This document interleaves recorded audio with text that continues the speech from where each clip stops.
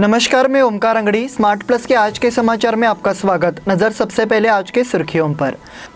महंगाई के संकट में दिवाली का स्वागत। पूर्व गृह मंत्री अनिल देशमुख गिरफ्तार।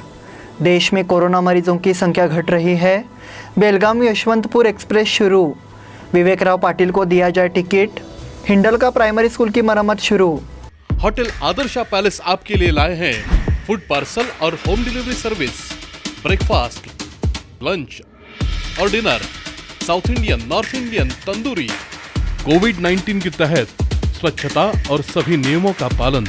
आज ही ऑर्डर कीजिए और घर बैठे लजीज खाने का मजा उठाइए। हर पार्सल के साथ एक mask free. Hotel Adarsha palace, Lingaraj college के सामने, कॉलेज रोड, बेलगावी। फोन 0831 2435 777 और 8884 121718। अब समाचार विस्तार से। बेलगाम के सभी लोगों के लिए दिवाली उत्साह और आनंद की भावना के साथ आई है।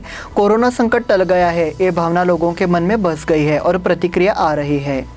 हालांकि मंगलवार को बाजार की छुट्टी है, लेकिन मंगलवार को दिवाली उत्सव ने उत्साह का माहौल बना दिया है। शहर के मध्य भाग की सभी सड़कों पर भीड़भाड़ थी। महंगाई और कोरोना से जूझ रहे आम आदमी के लिए दीपावली उत्सव का स्वागत करने के लिए शहर पूरी तरह तैयार है। दीपावली के आते ही शहर में रौनक छा गई है। ये कदम दर कदम परिलक्षित होता है। शहर के बाजार में नागरिकों की भीड़ उमड़ी। इसी तरह शहरवासियों का उत्साह हर तरफ बहता नजर आया। बाजार में तरह तरह की खरीदारी के लिए लोगों की भीड़ उमड़ने से लोगों में उत्साह व्याप्त था। शहर और उपनगरों में हर जगह बिजली की रोशनी देखी जाती है। इसी तरह घर में आसमानी लालटेन की साज सज्जा भी आकर्षक हो गई है। दिवाली के मौके पर बच्चों का उत्साह उमड़ रहा है। देखा जा रहा है कि इससे चेतना का फूल बढ़ गया है। दीपावली शहर के कोने कोने में दिखाई देती है।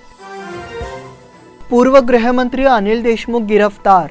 ईडी ने पूर्व गृह मंत्री अनिल देशमुख को 100 करोड़ रुपए से अधिक के गैर पारदर्शी लेन देन के आरोप में गिरफ्तार किया है। अनिल देशमुख को देर रात गिरफ्तार किया गया था। पूर्व गृह मंत्री अनिल देशमुख से ईडी कार्यालय में 12 घंटे से अधिक समय तक पूछताछ की गई। पूर्व गृह मंत्री अनिल देशमुख सोमवार को ईडी कार्यालय पहुंचे। देशमुख को ईडी ने पूछताछ के बाद गिरफ्तार किया। पूछताछ में काफी समय लगा और ईडी ने देर रात तक कार्रवाई की। महत्वपूर्ण बात यह है कि ईडी के वरिष्ठ अधिकारी दिल्ली से मुंबई में ईडी कार्यालय पहुंचे। देशमुख को भी सभी ने जवाबदेह ठहराया। आरोपी वारदात में शामिल था, लेकिन वो किसी भी सवाल का स्पष्ट जवाब नहीं दे सका। देश में कोरोना मरीजों की संख्या घट रही है। देश में कोरोना मरीजों की संख्या में तेजी से गिरावट आ रही है। पिछले 24 घंटे में देश में कोरोना के 10,423 नए मामले सामने आए हैं।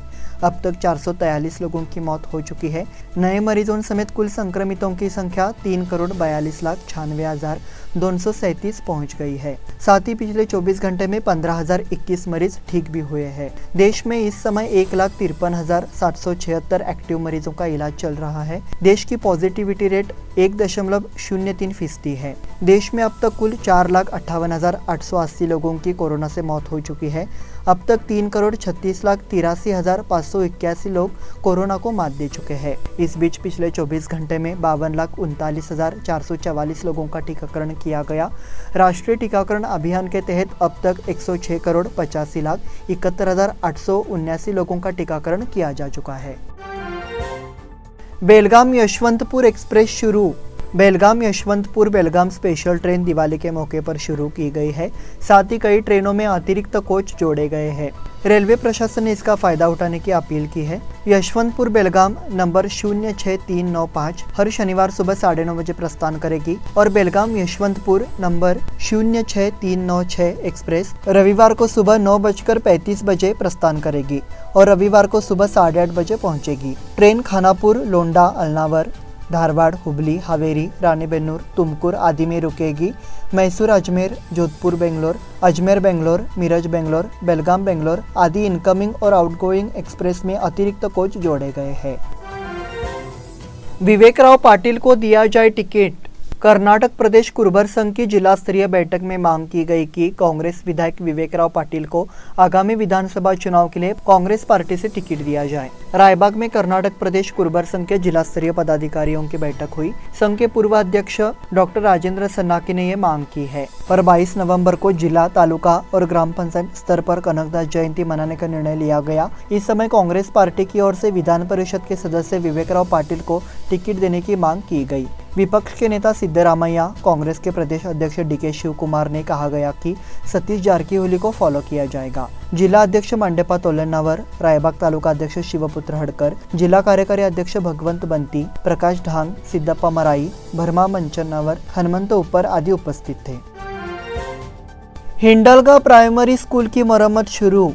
पूर्व TP सदस्य काजल महागावकर की निधि से हिंडलगा गांव में कन्नड़ प्राथमिक विद्यालय की मरम्मत के लिए 4 लाख रुपए प्राप्त हुए। कार्य की शुरुआत काजल महागावकर ने की।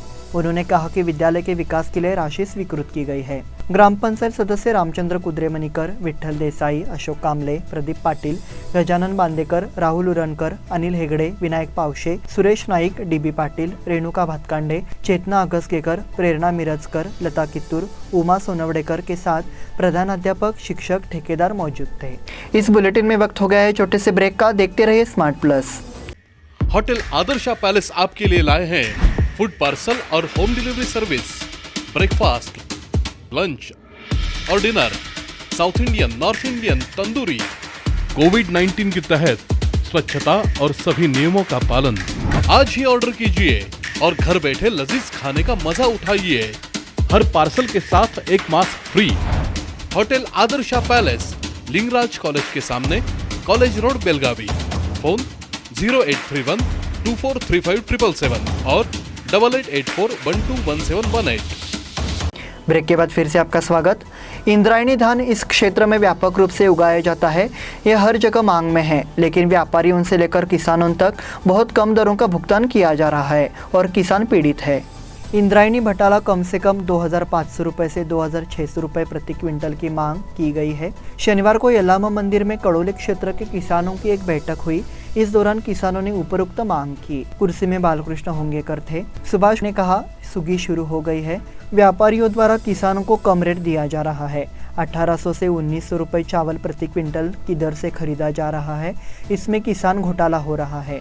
जलवायु परिवर्तन के कारण इस साल धान उत्पादन में गिरावट आई है। उत्पादन की लागत दिन ब दिन बढ़ती जा रही है, जिसके परिणाम स्वरूप किसानों को बहुत कम दर मिल रही है। अफोर्डेबल नाहिरायत संघ के नेता अप्पासाहेब देसाई ने कहा, चावल की थ्रेसिंग के बाद किसानों को धान बेचने में जल्दबाजी नहीं करनी चाहिए। तैयार चावल घर ले आए, बिना सही दाम मिले व्यापारियों को ना बेचे। कोल्हापुर, सांगली, हुबली और धारवाड़ क्षेत्रों में इंद्रायणी धान की अत्यधिक मांग है, लेकिन व्यापारी कम रेट पर खरीद कर किसानों को लूट रहे हैं। इसके लिए किसान संयम बरते, बिना उचित दाम मिले धान की बिक्री ना करे। इस समय कल्लाप्पा देसाई, निंगाप्पा, सूर्याजी कुटरे, सागर जाधव, मोहम्मद तहसीलदार, सदाशिव मायण्णा, नागेश देसाई और अन्य के साथ किसान मौजूद थे। मिस केरला पेजेंट विजेता और उपविजेता मॉडल की भीषण दुर्घटना में मौत। केरल में कोची में सोमवार सुबह हुए भीषण हादसे में 2 युवतियों की मौके पर ही मौत हो गई। प्राप्त जानकारी के अनुसार हादसे में मिस केरल 2019 प्रतियोगिता जीतने वाली 25 वर्षीय अंशी कबीर और उसी प्रतियोगिता में दूसरे स्थान पर रही डॉक्टर अंजना की हादसे में मौत हो गई। दोनों एक दुखद दुर्घटना में शामिल थे, जिसमें वो एक वाहन में यात्रा कर रहे थे। हादसे के वक्त वो और 2 अन्य लोग कार में सवार थे। दोनों में से एक की हालत नाजुक बताई जा रही है। पुलिस के मुताबिक हादसा सोमवार आधी रात तिरुवनंतपुरम में एक सड़क पर हुआ। हादसा सामने आ रहे 2 पहिया वाहन से टक्कर से बचने के प्रयास में हुआ। 2 की मौके पर ही मौत हो गई और 2 अन्य गंभीर रूप से घायल हो गए। पुलिस ने IANS को बताया कि हादसा इतना भीषण था कि वाहन का अगला हिस्सा पूरी तरह क्षतिग्रस्त हो गया। पुलिस ने कहा, हम डैशबोर्ड के नीचे डिब्बों से वाहन के दस्तावेज भी नहीं निकल सके। पुलिस ने यह भी बताया कि ब्यूटी क्वीन रह चुकी 2 युवतियों की मौके पर ही मौत हो गई। कुद्रेमनी साहित्य सम्मेलन 16 जनवरी को।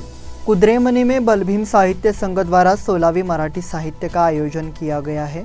16 जनवरी 2022 को बैठक आयोजित करने का निर्णय लिया गया। बैठक पुस्तकालय के सभागार में हुई। कुर्सी में साहित्य संघ के अध्यक्ष PL गुरु थे। MB गुरव ने स्वागत किया। बैठक में बैठक की योजना पर चर्चा की गई। 15 वर्षों से गुणवत्तापूर्ण साहित्य सम्मेलन आयोजित किए जा रहे हैं। इस वर्ष कोरोना की पृष्ठभूमि पर कोरोना के नियमों का पालन कर सम्मेलन को सफल बनाने का संकल्प लिया। इस बैठक में दत्ता कामले, शैलेश गुरव, बलराम धामनेकर, राजाराम राजगोलकर, उमेश गुरव, नागो बोकमुरकर, मारुति पाटील, महेश पाटील, बाबाजी गुरव उपस्थित थे। सामरा स्वास्थ्य शिविर व निरीक्षण।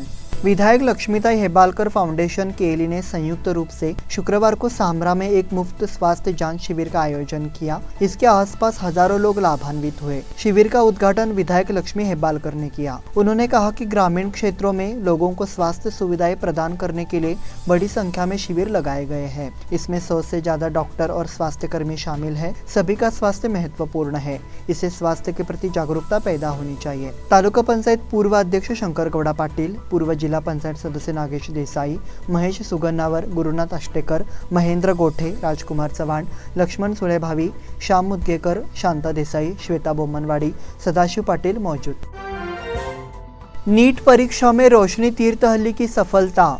बेलगाम की रोशनी तीर्थहल्ली ने देश के नीट परीक्षा में 103वां स्थान हासिल किया है। वो डॉक्टर राजी तेजस्वी की बेटी है। इससे पहले उसने 10वीं की कक्षा में भी इसी तरह की सफलता हासिल की थी। परीक्षा में कुल 720 अंकों में से उसने 705 अंक हासिल किए हैं।